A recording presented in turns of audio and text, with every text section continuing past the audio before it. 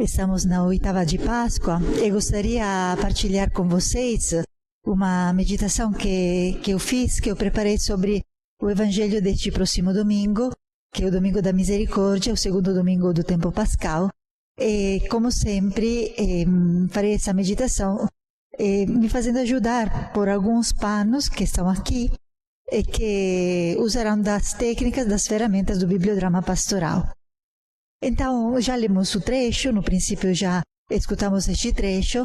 Agora gostaria de entrar dentro desta experiência dos discípulos, mas no mesmo tempo gostaria de fazê-lo frisando algumas palavras e lendo assim o trecho, assim como nos é oferecido. O texto começa assim: ao anoitecer daquele dia, o primeiro da semana.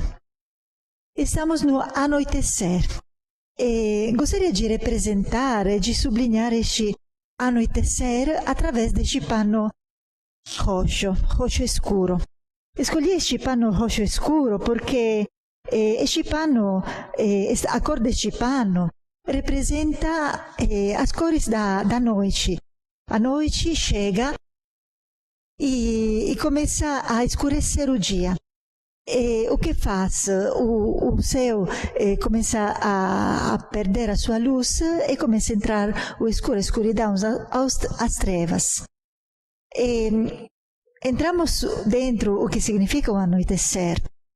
Ao anoitecer, o povo chega do trabalho cansado, imaginamos a nossa experiência, nós chegamos de casa, não é mais tempo para produzir, não é mais tempo para trabalhar, é tempo para descansar, para fazer um exame de consciência daquilo que foi o dia, mas levamos tudo aquilo que levamos durante o dia. E muitas vezes cansaço, muitas vezes coisas alegres, mas também coisas tristes. Imaginamos a noite, o anoitecer deste tempo, quando muitos de nós estão em casa, não podem sair, porque por causa desta epidemia. O anoitecer se torna aquele momento em que você gostaria mesmo de ver os outros, de encontrar os amigos, você que é jovem, mas não se pode, não podemos nos encontrar, não podemos viver esta experiência. Mas ainda mais, eu penso na noite, no anoitecer, daquele que tem familiares, amigos no hospital, que passaram o dia esperando notícias, aguardando notícias boas, mas no mesmo tempo se preparando a receber notícias ruins. E chegar a este anoitecer com esta angústia, com esta ânsia daquilo que se viveu durante o dia. E gostaria de entrar assim no mesmo anoitecer dos discípulos. Eles também chegaram no final do dia. Que dia era para eles? Era o primeiro dia da semana, fala a palavra, que para nós seria como a segunda-feira. Então, o primeiro dia em que tudo começa a voltar à vida normal, não tem mais o que fazer, mas para eles era ainda pior. Por quê? Porque o dia depois, com certeza, eles tinham festejado junto com todos os outros o dia maior do todo ano para os judeus, que era o dia da Páscoa. Páscoa significava a libertação do Egito, fazer memória daquele evento grande, maravilhoso que Deus tinha feito com o povo de Israel, ou seja, a libertação do Egito. Os discípulos, como festejaram este ano, esta Páscoa? Com certeza não se sentiram libertados, não festejaram uma libertação. O mestre deles era falecido, foi morto numa cruz, e todo o passado dele foi morto naquela cruz. Tudo não tinha mais sentido.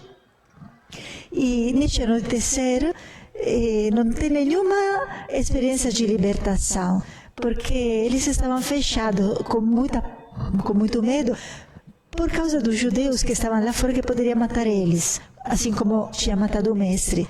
Então, o anoitecer não é o anoitecer depois da festa, levando consigo toda a alegria da festa, mas, aliás, é o contrário. Eles, ao invés de se sentir libertados, se sentem mais escravos.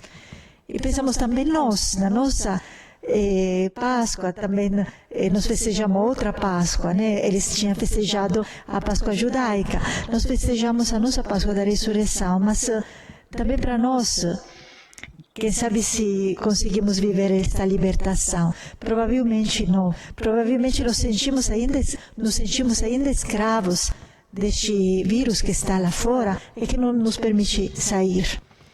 Então, queremos entrar neste trecho, entrando neste nosso anoitecer, olhando para o anoitecer dos discípulos, mas olhando também para o nosso anoitecer.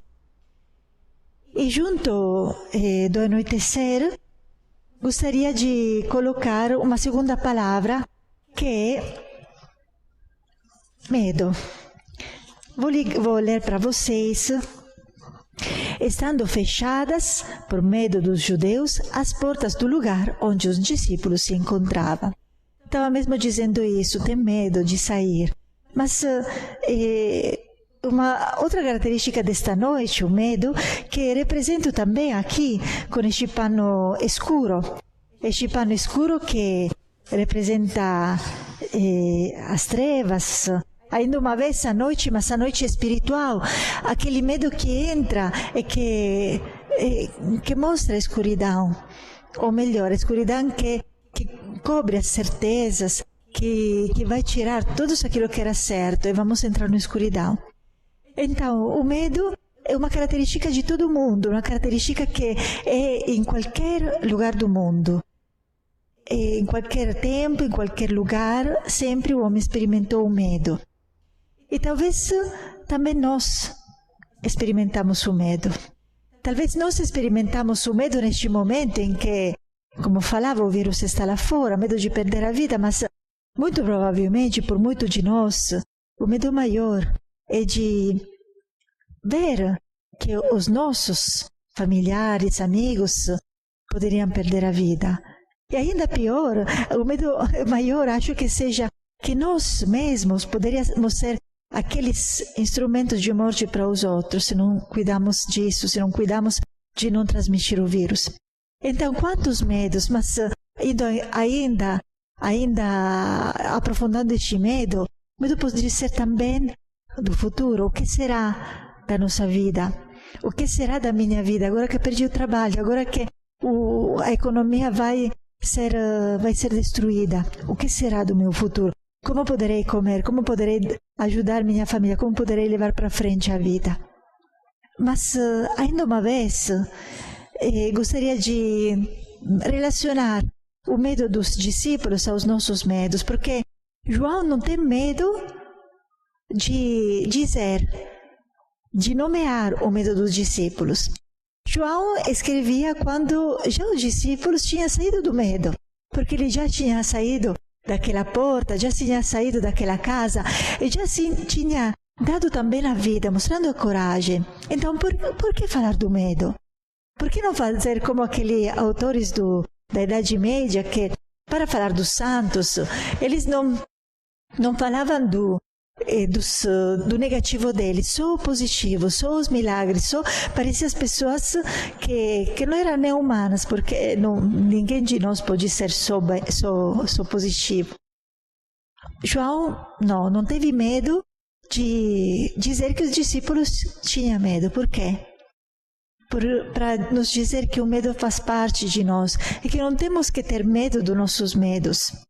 Então eu convido você, antes de ir para frente, assim como tentamos reconhecer a nossa noite, agora tentar reconhecer o nosso medo, dar um nome ao nosso medo. Qual é o teu medo hoje? Qual é o teu medo maior neste momento histórico, neste momento que sabemos qual é a coisa que nos toca mais, que é esta epidemia que vai tocar toda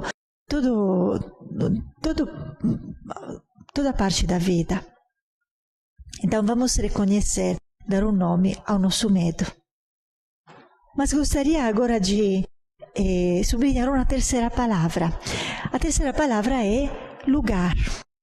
Estando fechadas, por medo dos judeus, as portas do lugar onde os discípulos se encontravam. Acabei de ler o mesmo versículo, sublinhando o medo, que estava fechado por medo, mas ao mesmo tempo agora quero sublinhar essa segunda parte.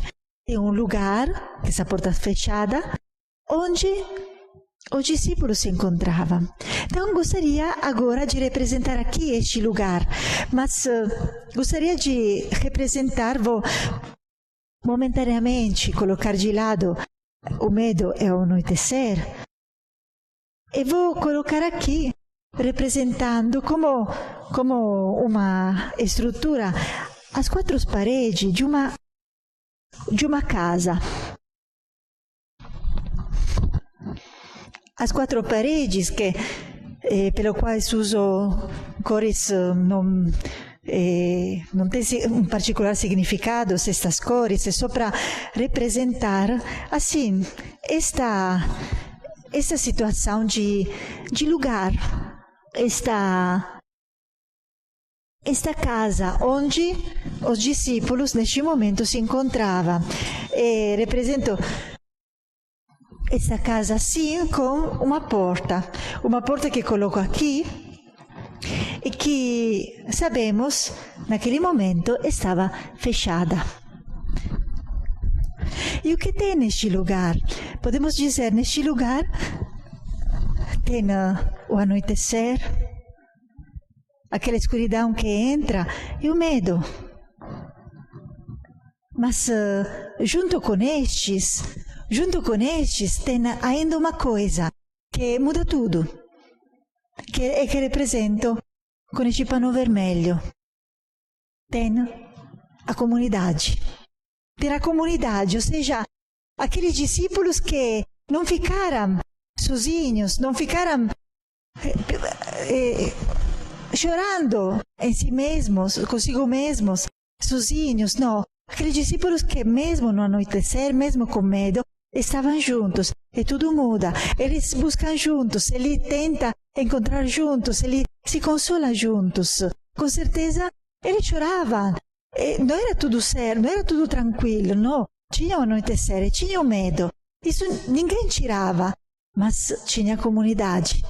Então, gostaria de representar nesta comunidade alguns discípulos. Posso imaginar qualquer um deles, João, Pedro, Tiago. Podemos só para dizer, eles estavam lá, e colocou mesmo perto deste pano da comunidade, porque eles estavam lá. Tem noite, tem medo, mas tem comunidade com qual viver. Então, pode ser que você agora que está me escutando não se encontre nesta situação. Por quê? Porque você fala, eu fico sozinho. Aliás, eu gostaria de viver na comunidade, mas tenho que estar aqui em casa, sozinho, sozinha. Mas não temos... a comunidade não é só algo de físico, é também algo de espiritual, a comunhão que aqui eles estavam vivendo. Ou seja, não estava vivendo sozinho, o medo é a noite que estava chegando. E pode ser que você esteja sozinho fisicamente, mas quantas relações durante o dia, aquela ligação, aquele grupo do WhatsApp que continuamente troca mensagem, ou aquele vídeo que você assiste para se colocar em relação com os outros, para ver juntos a celebração da missa, para ver juntos aquele momento de oração, a hora da misericórdia. Tudo isso faz comunidade. Tudo isso significa que você não está enfrentando sozinho tudo isso. Mas gostaria de entrar neste momento no outro lugar que desta vez, porém, não represento com quatro paredes, mas uso este pano comprido, seja porque vou fazer ele um pouquinho menor, por causa do espaço, mas também porque não sabemos se na realidade era uma casa. Vou dar a forma de uma casa. Mas o que é este lugar? O lugar onde se encontra Tommaso. Tommaso também está neste lugar. Não sabemos qual é, mas eles não sabemos que não está aqui. Onde está? Onde está? Não sabemos, porém ele não está aqui, está no outro lugar. Então, será que Tomé Desculpe, antes falei Tommaso, mas é porque é italiano, Tommaso, Tomé em português. Será que Tomé, aqui dentro, fechado, estava vivendo tudo sozinho? Será que estava vivendo aquela noite, aquele medo, aquela escuridão sozinho? O que estava sentindo? Ele não teve a força de sair do seu lugar, que seja uma casa, que seja o seu mundo interior criado. Ele não tinha coragem de sair. Então imaginamos como deve ser o seu anoitecer, o seu medo. Eles que está vivendo tudo isso sozinho. Então agora gostaria de te perguntar, onde você está? Você está aqui vivendo este anoitecer do mundo, este medo do mundo, junto com o outro, em comunhão, buscando com o outro, buscando com criatividade como fazer, continuar a viver este medo, nos ajudando com a comunidade.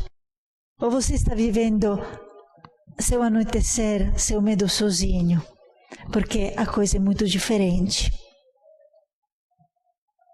Sozinho, Tomé não vive aquilo que eles viveram, aquela experiência de Jesus que entra, que dá a paz, que dá o Espírito Santo.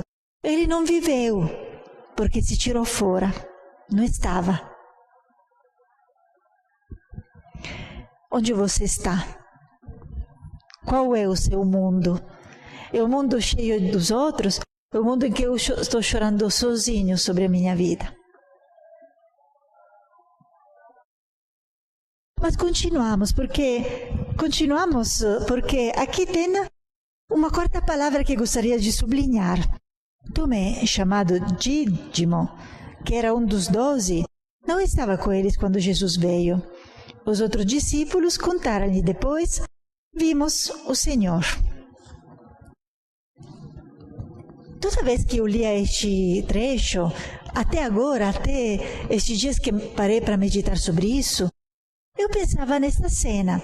Pensava que Tomé, que estava simplesmente fora para fazer alguma comissão, alguma tarefa. Simplesmente Tomé entrava e os discípulos começaram a dizer para ele: olha, vimos o Senhor, vimos o Senhor. Mas nestes dias, rezando, pensei que provavelmente aconteceu outra coisa. Porque Tomé estava aqui, fechado no seu mundo.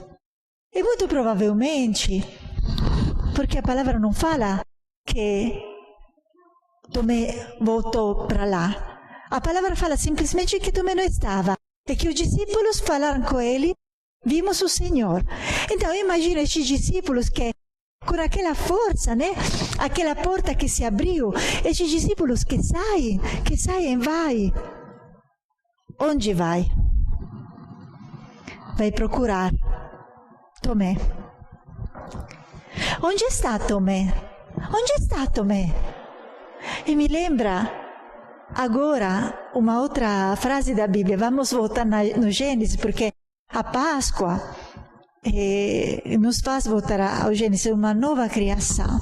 Eu lembro aquele Gênesis onde tem outro que faz essa mesma pergunta: onde está Adão? Onde está? Este Adão que se escondeu por medo de ser nu, por medo de ser uma criatura. E Deus que procura ele: onde está? Mas logo depois, o outro, onde está?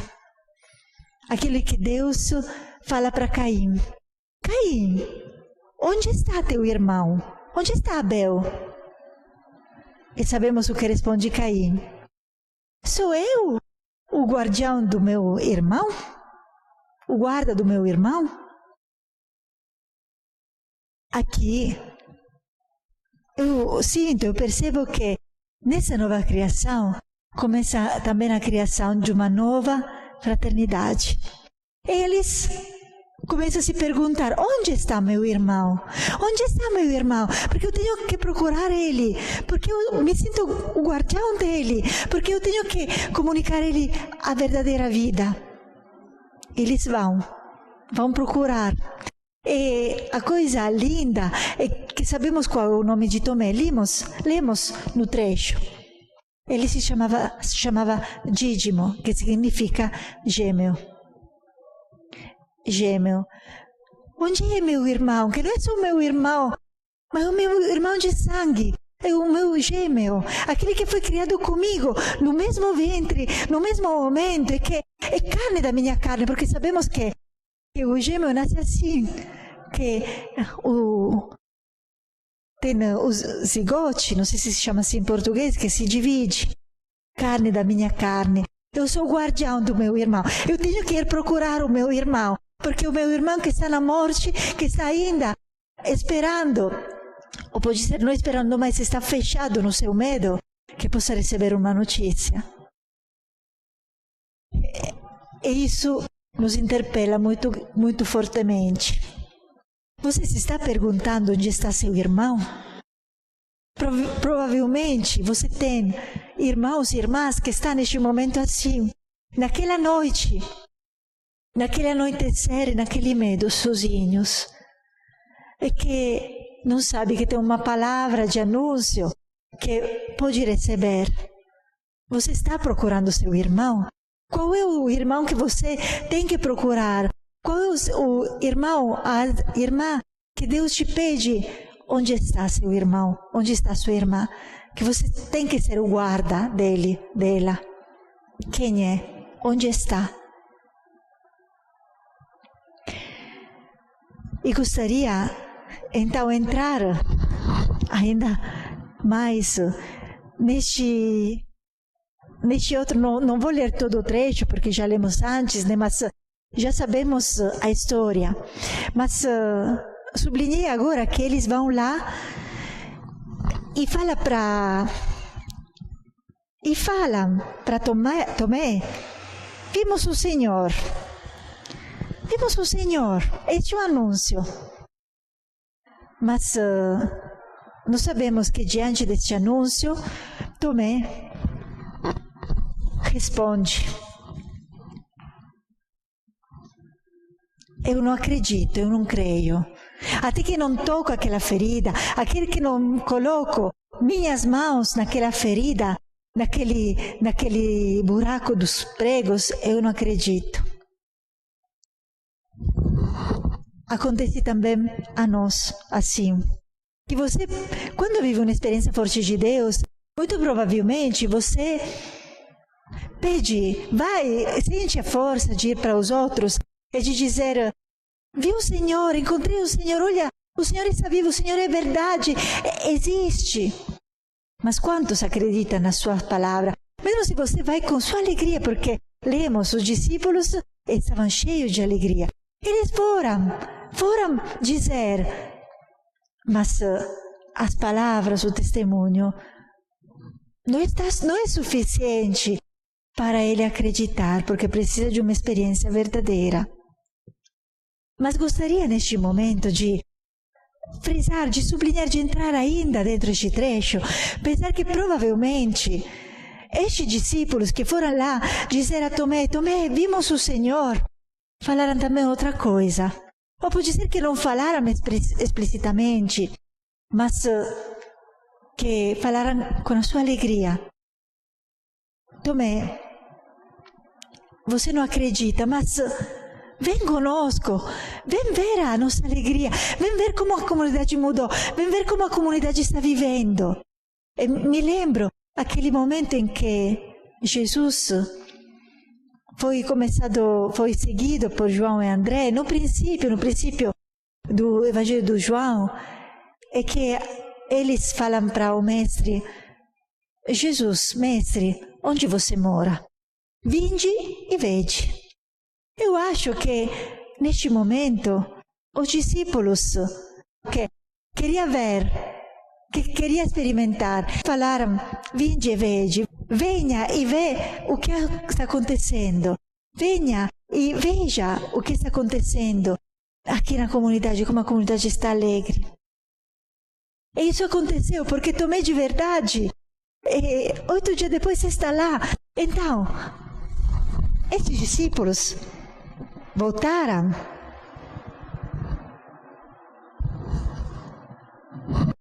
Mas também Tomé voltou com eles.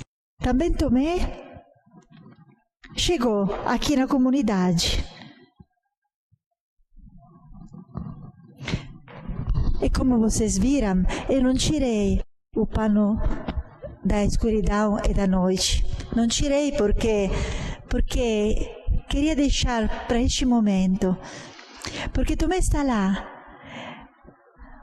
mas ainda com medo e ainda com a sua noite, porque ainda não acredita.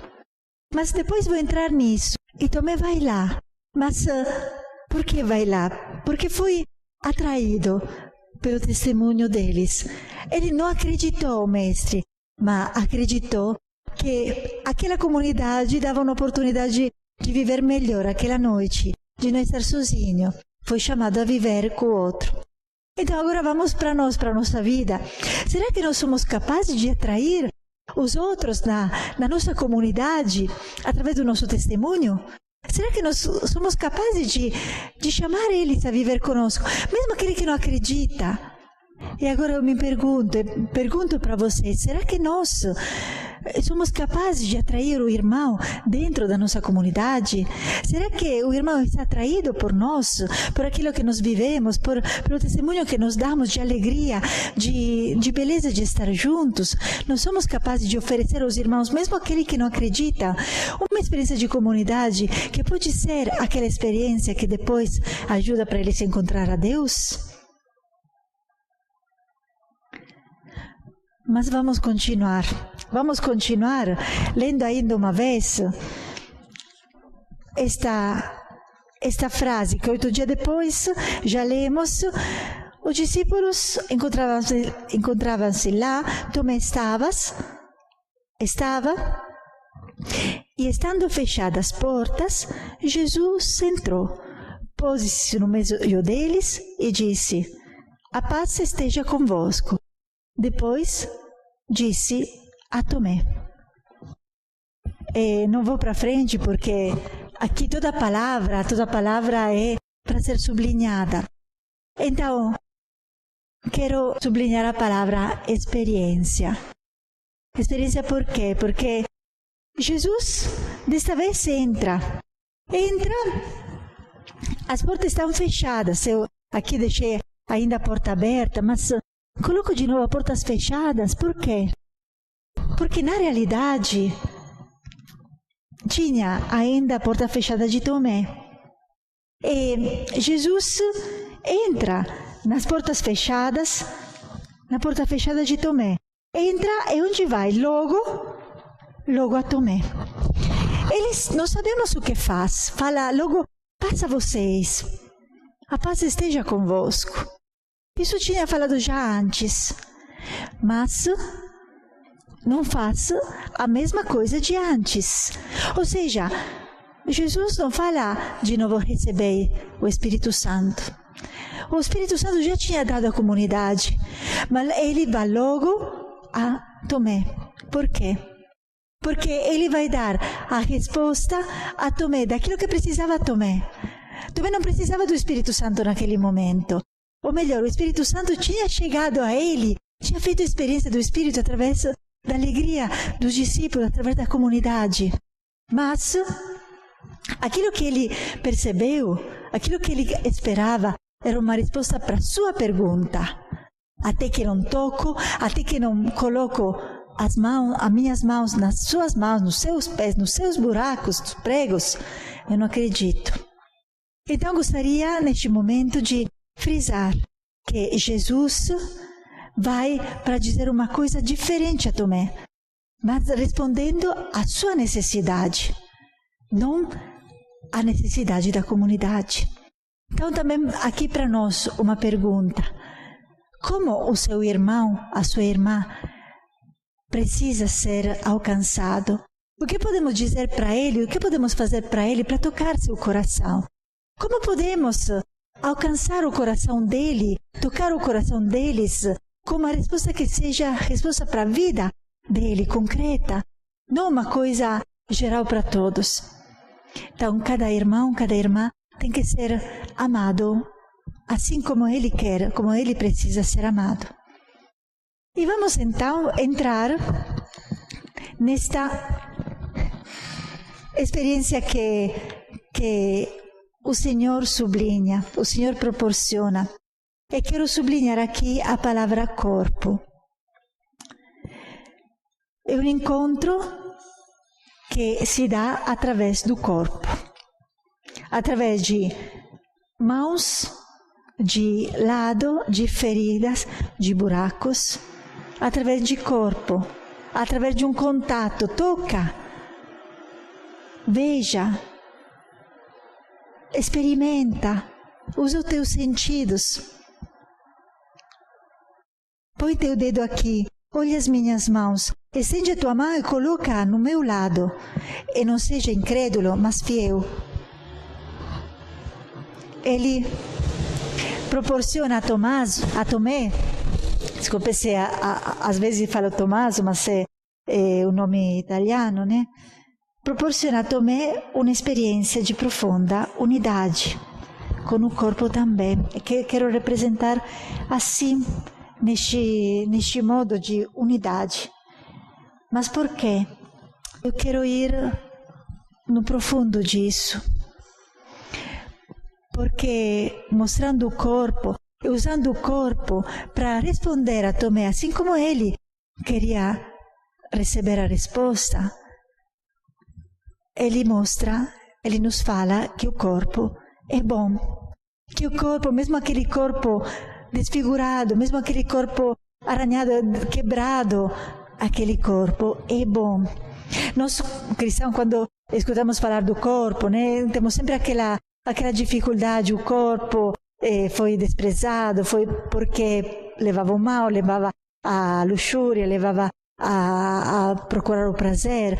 Não, Jesus nos fala, olha, o teu corpo é bom, o corpo é bom, pode ser, aliás, pode ser um instrumento para você amar o outro.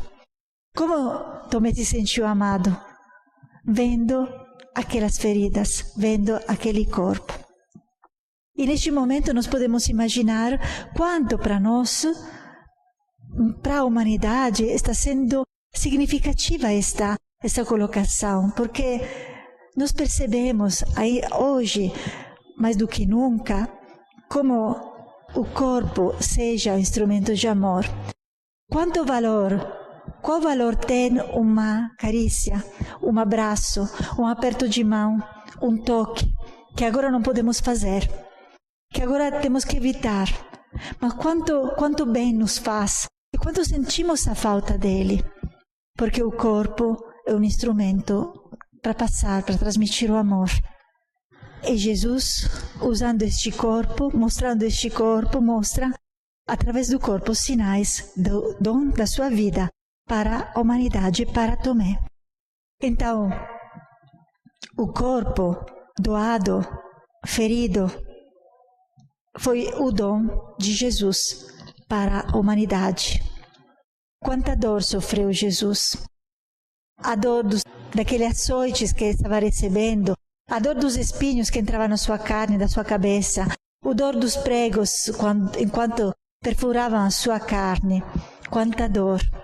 Ele amou através do seu corpo, através da dor. Então aqui uma pergunta para nós. Quanto estamos dispostos a usar o nosso corpo para amar o outro? Porque usar o corpo significa, por exemplo, suportar a vigília, não dormir por causa do outro. Quanto sono você está disposto a renunciar para estar perto do outro? O quanto peso quer suportar, quer levar para aliviar o peso do outro, também fisicamente? Quanto é capaz de fazer, de doar as suas energias, as suas forças físicas, para sentir aquela dor, não para sentir como fim, mas para sentir como consequência do seu amor para o outro? Quanto você é disposto a amar com o seu corpo? E vamos no final, na conclusão deste trecho que para nós hoje pode nos dizer muito. E o final, Tomé respondeu: meu Senhor e meu Deus. Jesus lhe disse: acreditaste porque me viste? Bem-aventurados os que creram sem ter visto. Jesus nos fala de uma bem-aventurança que irá acontecer. Irá acontecer dali a pouco, porque Jesus não aparecerá mais, não mostrará mais o seu corpo.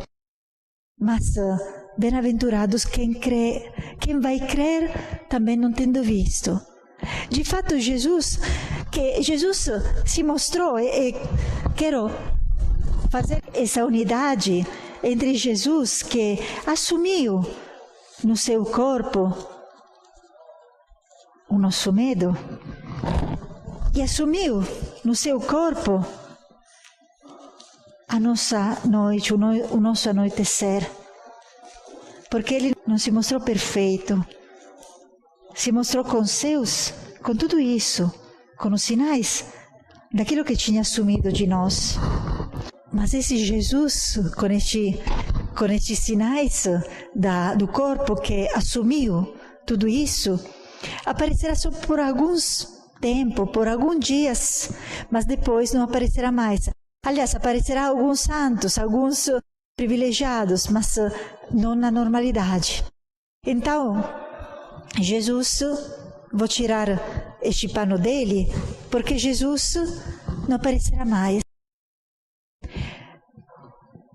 Mas como acreditarão os outros? Como poderão acreditar? Eles acreditarão pelo corpo doado pelos outros. E agora nos vem na cabeça, nos vem na mente, outra palavra de Jesus. Reconhecerão vocês, reconhecerão que são meus discípulos, então reconhecerão a mim por como vocês se amarão. E logo depois não tem amor maior do que isso, dar a vida pelos meus amigos, pelos seus amigos. Então, qual é o modo em que os outros acreditam quando vê pessoas que dão a vida para os outros, que dão a vida concretamente, que renunciam a algo de si, que se doam, que dão forças, que dão ajuda para os outros? Isso é o modo para que todos acreditarão. Então, nós todos somos responsáveis desta bem-aventurança dos outros. Como podemos fazer entrar os outros na bem-aventurança? Não é ir como fizeram aqueles primeiros discípulos, de ir lá e de dizer: vimos o Senhor, você tem que acreditar. Não. Reconhecerão que o Senhor, por como vocês se amarão. Então, leva ele para a sua comunidade, mostra na sua comunidade, mostra como o dom é verdadeiro, como o dom é concreto, como o dom de si chega até dar a vida. Então podemos nos perguntar: mas quanto eu estou capaz de dar a vida para testemunhar este amor, que é o amor de Jesus? Quanto eu estou disposto a me deixar transformar por Ele, para ser o outro Ele, para ajudar com minha vida a entrar o outro nessa bem-aventurança? Gostaria de concluir com vocês essa meditação, retomando uma meditação que estou fazendo neste período da Páscoa, e que irei passar para vocês completa, porque não poderia dizer assim aqui neste momento. Mas a compreensão da Páscoa é que Jesus está conosco, como no jardim do Éden, Deus caminhava com o homem. Jesus agora caminha conosco. E não é que nos levou lá no céu, mas Ele o seu desceu na terra. E não é que nos espera para levar num jardim imaginário, fantástico, mas Ele caminha no jardim nosso. O jardim que é tocado pelo pecado, que é tocado pela violência, onde não tem uma natura belíssima, mas aliás, onde o homem destrói a natureza destrói o homem. Essa situação de jardim que temos. Mas neste jardim, que é o nosso jardim de agora, onde tem um vírus também que mata, a coisa que fica é que Jesus está caminhando conosco, que Jesus caminha como os discípulos de Emaús, caminha perto de nós, como Deus caminhava no princípio no jardim do Éden. Somos do mesmo jardim, infelizmente pelo pecado tornado assim, tornado não um jardim, mas às vezes uma floresta queimada, é um vírus que mata. E Deus não nos abandona. O que muda o ambiente, mas Deus está conosco. Essa é a primeira certeza. E a segunda certeza que me faz levar a esta meditação que fiz hoje com vocês, e que Jesus, através do dom de si doado, do seu corpo doado, esta presença de Jesus se multiplica. Então, que são os peregrinos hoje que se aproximam daqueles discípulos que estão tristes? Somos nós, cristãos, que comemos daquele pão, que nos tornemos, através daquele pão, sempre mais como Ele. Então, nós somos aquele que vai caminhando e que oferece aquela palavra que consola, que faz arder os corações, que faz entender que tudo tem um sentido. Então, através daquele caminhar junto, daquele chorar junto, daquele consolar o outro, daquele ser presença próxima do outro, nós estamos fazendo o que Jesus estava fazendo lá. E nós estamos mostrando que Deus está caminhando conosco. Nós estamos neste jardim destruído, mas Deus caminha conosco e nós caminhamos com os outros, levando a presença de Deus. E levando este pão, este corpo que nós recebemos, que nos transforma no seu corpo, capaz de doar, como falei pouco antes. E gostaria de pensar agora como este dom de si com o corpo se fez concreto, se está fazendo concreto. E penso a todos aqueles homens e mulheres, médicos, enfermeiros que deram a vida hoje para fazer viver outros, para ajudar outros, para ser próximo dos outros. Deram vida concreta porque morreram.